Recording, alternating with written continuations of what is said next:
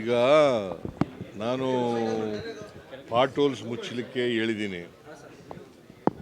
ಎಲ್ಲೆಲ್ಲಿ ಪಾಟ್ ಹೋಲ್ಸ್ನ ಮುಚ್ಚಲಿಕ್ಕೆ, ಮತ್ತು quality pot holes ಮುಚ್ಚಬೇಕು. ನಾನು ಅದಕ್ಕೆ ಈಗ ಒಬ್ಬ ಸ್ಟೇಟ್ ಎಕ್ಸಿಕ್ಯೂಟಿವ್ ಸಸ್ಪೆಂಡ್ ಮಾಡಿದೆ. ಅವನು ಏನು ಮಾಡಿದ್ದಾನೆ, ಜಲ್ಲಿ ಎಲ್ಲ ಬಿಟ್ಬಿಟ್ಟಿದ್ದಾನೆ. ಸಿಮೆಂಟ್ ಇದಾಕಿಲ್ಲ, ತಾರ ಹಾಕಿಲ್ಲ, ವೆಟ್ ಮಿಕ್ಸ್ ಮಾಡಿಲ್ಲ. ಅದರಿಂದ ಅವನು ಸಸ್ಪೆಂಡ್ ಮಾಡಿದ್ದೀನಿ.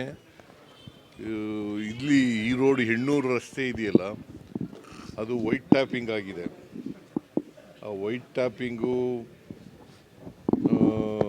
ಒಬ್ಬ ಕಾಂಟ್ರಾಕ್ಟರ್ ಕೊಟ್ಟಿದ್ದಾರೆ. ಯಾರು ಕಾಂಟ್ರಾಕ್ಟರ್ ಹೆಸರು? ಇನಾಯತ್. ಅವನೇ ಮೇಂಟೈನ್ ಮಾಡಬೇಕು, ರಸ್ತೆನೆಲ್ಲ ಅವನೇ ಮೇಂಟೈನ್ ಮಾಡಬೇಕು. ಮೇಂಟೈನ್ ಮಾಡಿ ವೈಟ್ ಟ್ಯಾಪಿಂಗ್ ಮಾಡಬೇಕು. ಯಾಕಂದರೆ 1 ಕಿಲೋಮೀಟ್ರಿಗೆ 13 ಕೋಟಿ ರೂಪಾಯಿ ಕೊಡ್ತಾ ಇದ್ದೀವಿ ನಾವು. 2 ಸೈಡ್ನಲ್ಲಿ 7.5 ಮೀಟ್ರು 5 ಕಿಲೋಮೀಟ್ರ್ ರಸ್ತೆನ ಮಾಡ್ತಾಯಿದ್ದೀವಿ. ಸೊ ಅದರಿಂದ ಇನ್ನೊಂದು 30 ದಿನ ಟೈಮ್ ಕೊಟ್ಟಿದ್ದೀನಿ ಅವರಿಗೆ. 30 ದಿನದಲ್ಲಿ ಎಲ್ಲ ಮೋಟಾರಬಲ್ ರೋಡ್ ಆಗಬೇಕು, ಮತ್ತು ಎಲ್ಲ ಗುಂಡಿನೂ ಕೂಡ ಮುಚ್ಚಿರಬೇಕು.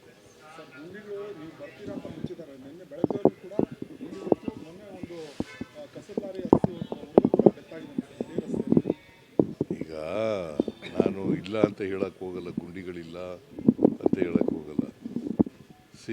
ನಾನು ಈಗ BJP ಅವ್ರ ಮೇಲೆ ಆರೋಪನೂ ಮಾಡೋಕ್ಕೆ ಹೋಗಲ್ಲ. BJP ಅವರು ಮುಚ್ಚಲಿಲ್ಲ ಗುಂಡಿಗಳನ್ನು. ಮುಚ್ಚಿದರೆ ಈ ಪರಿಸ್ಥಿತಿ ಬರ್ತಿರಲಿಲ್ಲ. ನಾವು ರಸ್ತೆ ದುಡ್ಡು ಕೊಟ್ಟದ್ದು ಬಿಟ್ಟರೆ ಅವರೇನು ಕೊಡಲಿಲ್ಲ. ಅದು ಬಿಡಿ ಅದನ್ನು. ಈಗ ನಾವು ಅಧಿಕಾರದಲ್ಲಿದ್ದೀವಿ. ನಾವು ಗುಂಡಿ ಮುಚ್ಚಿ ಮಳೆಗಾಲದೊಳಗಡೆ, ಮಳೆ ಮುಗಿಯೋದ್ರೊಳಗಡೆ ಗುಂಡಿ ಮುಚ್ಚತಕ್ಕಂಥ ಕೆಲಸ ಮಾಡ್ತೀವಿ. ತೇಜಸ್ವಿ ಸೂರ್ಯ ಯಾರು ಸಮೀಕ್ಷೆಯಲ್ಲಿ ಭಾಗವಹಿಸಬಾರ್ದು ಅಂತ ಕರೆ ಕೊಟ್ಟಿದ್ದಾರೆ ಸರ್ ಸಂಸದ. ಯಾವ ಸಮೀಕ್ಷೆ? ಈಗ ಸಮೀಕ್ಷೆ ಮಾಡ್ತಾ ಇದ್ರೆ ಸರ್, ಸಾಮಾಜಿಕ ಶೈಕ್ಷಣಿಕ ಸಮಿತಿ ಯಾರು ಕೂಡ ಭಾಗವಹಿಸಬೇಡಿ, ಡಾಟಾನೆಲ್ಲ ಲೀಕ್ ಆಗೋ ಚಾನ್ಸಸ್ ಇದೆ, ಯಾರು ಭಾಗವಹಿಸಬೇಡಿ ಅಂತ ರಾಜ್ಯದಲ್ಲಿ ಕೋರ್ಟ್ಗೆ ಹೋಗಿದ್ರಲ್ಲಪ್ಪ. ಕೋರ್ಟ್ನಲ್ಲಿ ಹೇಳಿದ್ದಾರೆ. ಕೋರ್ಟ್ ಡೈರೆಕ್ಷನ್ ಏನು ಹೇಳಿರ್ತದೆ ಅದ್ರ ಪ್ರಕಾರ ಮಾಡ್ತೀವಿ ನಾವು. $10 ಲಕ್ಷ ಜನ ಆಗಿದ್ದಾರೆ ಸರ್. ಈಗಾಗಲೇ 10 ಲಕ್ಷ ಜನ ಆಗಿದ್ದಾರೆ. ಕಸದ ಸಮಸ್ಯೆಯನ್ನು ಭಾಳಷ್ಟು ಕಡೆ ನೋಡಿದ್ರೆ ತಾವು ಅದೆಲ್ಲ ತೆಗೆದಾಕಬೇಕು ಅಂತ ಹೇಳಿದ್ದೀನಿ. ತೆಗೆದೇ ಹೋದರೆ ಇನ್ನೊಂದು ಸಾರಿ ನಾನು ಬಂದು ನೋಡಿದಾಗ ಇದ್ದರೆ ಕಮಿಷನರ್ಗಳ ಮೇಲೇ ಆಕ್ಷನ್ ತಗೋತೀನಿ. ಅಲ್ಲ, ತುಂಬ ವರ್ಷಗಳಿಂದ ಇರಲಪ್ಪ. ಈಗ ಒಂದು ಮಳೆಗಾಲ ಮಳೆ ಜಾಸ್ತಿ ಆಗಿದೆ, ಅದರಿಂದ ಜಾಸ್ತಿ ಪಾಟ್ ಹೋಲ್ಸ್ಗಳು ಆಗಿದ್ದಾವೆ. ನಂಬರ್ 1. ನಂಬರ್ 2, ಮುಚ್ಚಬೇಕಾಗಿತ್ತು, ಮುಚ್ಚಿಲ್ಲ. ಈಗ ಮುಚ್ಚಕ್ಕೆ ಹೇಳಿದ್ದೀನಿ.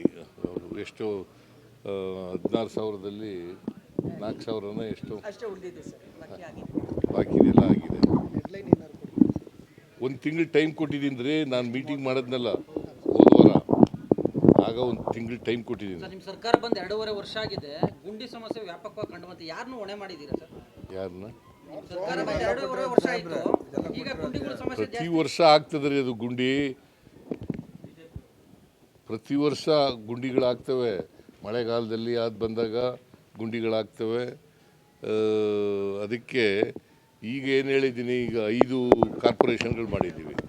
ಕಮಿಷನರ್ಗಳು, ಚೀಫ್ ಇಂಜಿನಿಯರ್ಗಳು, ದೇ ವಿಲ್ ಬಿ